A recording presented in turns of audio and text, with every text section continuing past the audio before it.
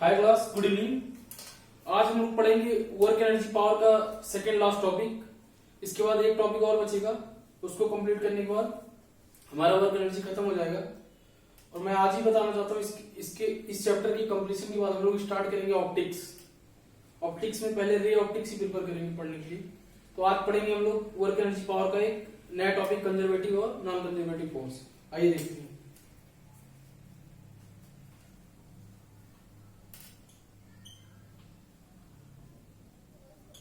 Conservative and non conservative force.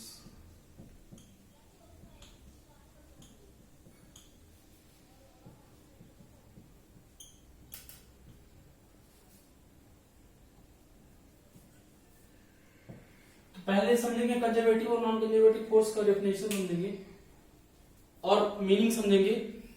तो आइए समझते हैं conservative force.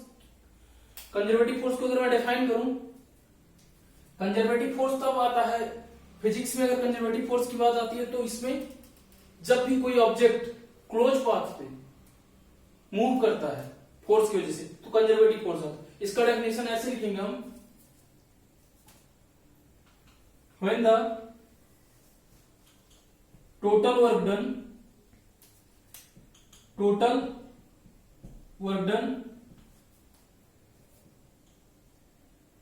when the total work done by a force on object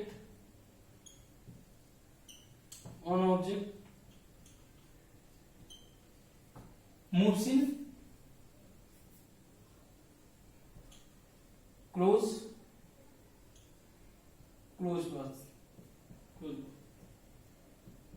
is zero। तब क्या होता है आपका कंजर्वेटिव फोर्स। अब इसका कहने का मतलब मेरा ये है, इसका मैथमेटिकल फॉर्म अगर बताऊं आपको, मैथमेटिकल आपका ये हो जाएगा कि सपोज दो पॉइंट है ए और बी, अगर इधर से हम जाएंगे तो वर्क डन कितना हो जाएगा आपका WAB, समझ लीजिए पॉजिटिव वर्क है। और सपोज ए और बी से लेके कंप्लीट देखेंगे अगर आप तो एक कर्व हो गया, क्लोज कर्व, तो WAB इधर से हो गया। लेकिन अगर हम बी पॉइंट से लेके ए पॉइंट तक जाएंगे तो क्या आएगा, नेगेटिव ऑफ B2A, हमारे यहाँ नेगेटिव वर्क डन होगा।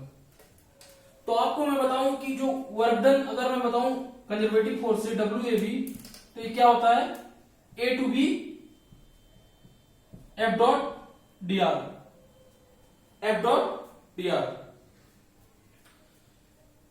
अब यहां पे क्लोज पाथ की कंडीशन में क्या होता है, हमारा वर्क डन जीरो होता है।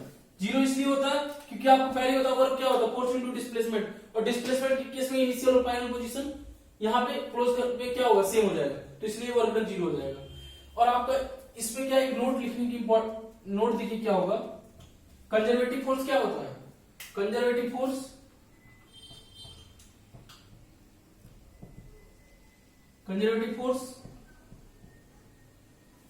only depend upon the end points। अब एंड पॉइंट्स कौन कौन सा है, A and B। Conservative force only depend upon the end points, not on the path। अब यही बात हो गई आपकी नॉन कंजर्वेटिव फोर्स। अगर नॉन कंजर्वेटिव फोर्स की बात कर ले, नॉन कंजर्वेटिव फोर्स के केस में क्या हो जाएगा, और यहां पे कंजर्वेटिव फोर्स में क्या क्या इंक्लूड होगा, अगर अब कौन कौन सा फोर्स इंक्लूड होगा, जैसे कि आपका स्प्रिंग फोर्स, और कौन सा इलेक्ट्रोस्टैटिक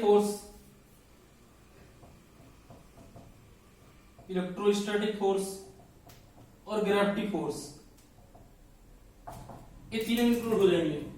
और बात करें नॉन कंजर्वेटिव फोर्स में क्या होगा, तो डिफरेंस ये हो जाएगा कि पाथ पे भी डिपेंड करता है। कंजर्वेटिव फोर्स क्या होगा एंड पॉइंट पे, और इसमें पाथ पे भी डिपेंड करेगा। यही सेम केस होगा, ये भी क्लोज कर्व के लिए होगा। यहां पे लिखिए depends upon path also. Work done list किस केस में होगा? जब हम लोग स्ट्रेट लाइन जाते हैं। कब? जब स्ट्रेट लाइन जाते हैं,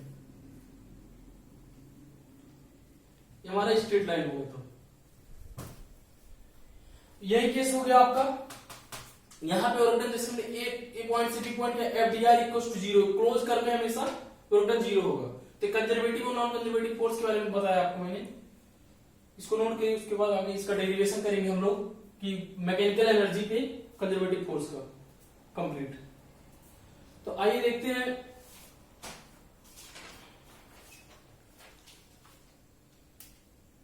इसको नोट कर लीजिए।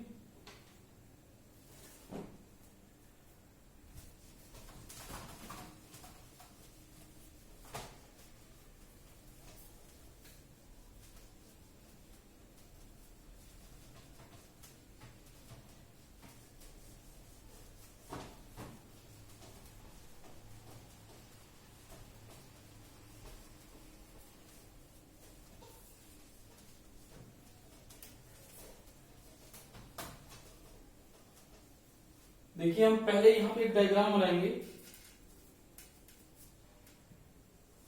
यहां पे डायग्राम बनाएंगे एक, उसके बाद इसका हम डेरिवेशन करेंगे।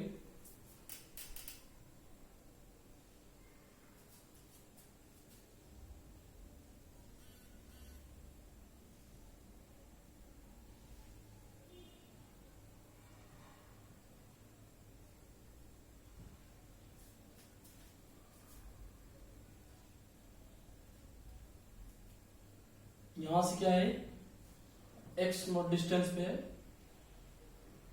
स्प्रिंग कांस्टेंट के।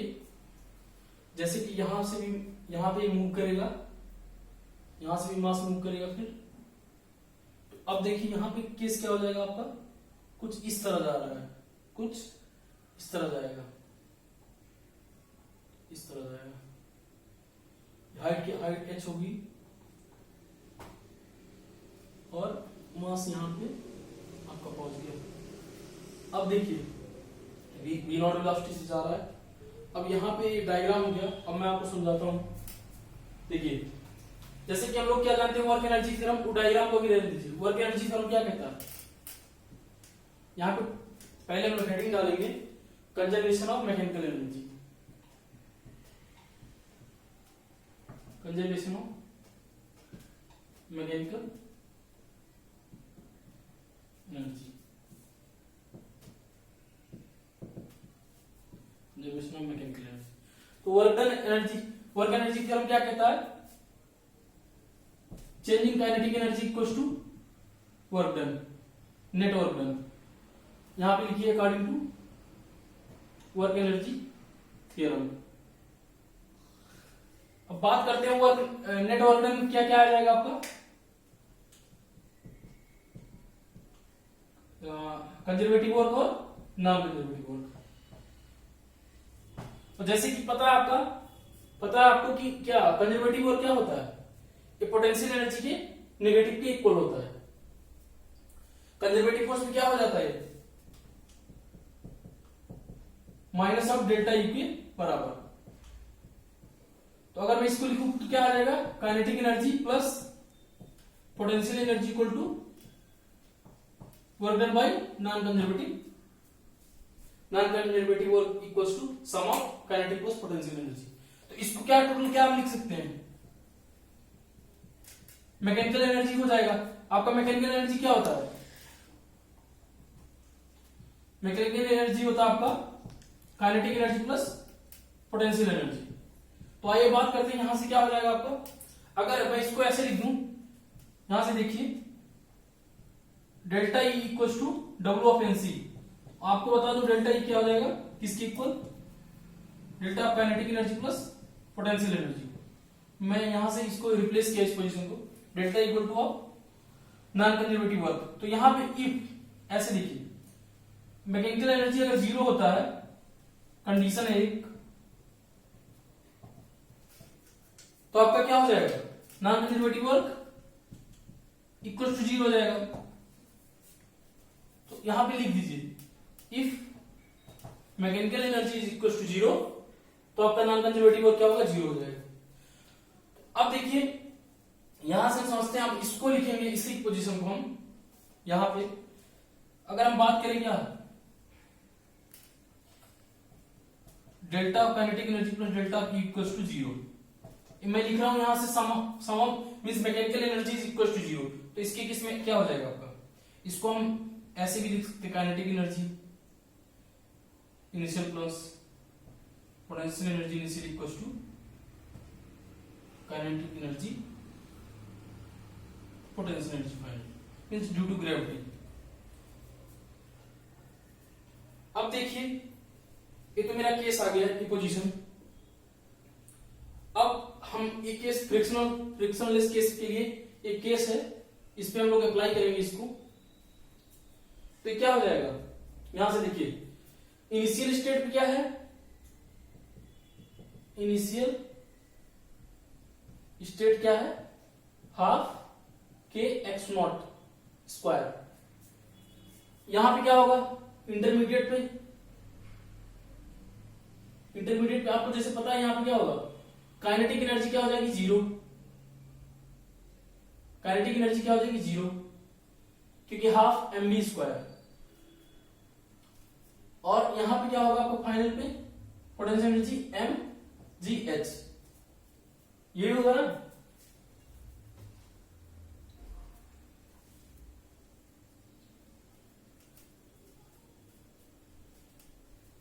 इनिशियल नहीं, यहां पे इंटरमीडिएट पे क्या हो जाएगा आपका काइनेटिक एनर्जी, मास दिया हुआ है half M V naught square, velocity दी हुई है, यहां पे क्या हो जाएगा आपका पोटेंशियल एनर्जी 0 हो जाएगा क्योंकि एम जी एच, यहां पे हाइट क्या है 0, तो इसलिए यहां पे आपका पोटेंशियल एनर्जी 0, यहां पे काइनेटिक एनर्जी आपका 0 हो जाएगा फाइनल कंडीशन पे। तो आइए इसका वो लिखते हैं हम लोग, इक्वेशन बनाएंगे, क्या हो जाएगा half K x naught squared plus 0, इस केस में क्या हो जाएगा काइनेटिक एनर्जी, यहां से देखिए kinetic energy plus potential energy equals to 0। अब इस केस को हम लोग को आगे करना, अब यहां पे क्या हो जाएगा, अब इंटरमीडिएट पे half M V naught squared plus 0, यहां पे क्या है स्प्रिंग फोर्स की वजह से है। अब देखिए इस केस में क्या है काइनेटिक एनर्जी 0 और potential energy M G H, तो यहां से हम लिख सकते हैं half K x naught squared equals to half M V naught squared equals to M G H, और यहां पे आप लोग क्या लिख सकते हैं इसको, कंजर्वेशन ऑफ क्या था mechanical energy, conservation of mechanical energy, जैसे आप लोग क्या जानते हैं energy can not be created not be destroyed but it can be change from one form to another form, तो यही पे आपका कंजर्वेशन ऑफ मैकेनिकल एनर्जी इस चीज को स्टेट करता है। तो यह डायग्रामेटिकली हो गया आपका, और theoretical portion conservation of mechanical energy का डेरिवेशन और आपका conservative force non conservative force ये पे एंड होता है। एक टॉपिक और बच रहा है, उसको कंप्लीट करने के बाद वर्क एनर्जी को और हम लोग एंड कर देंगे, उसके बाद नया चैप्टर स्टार्ट करेंगे।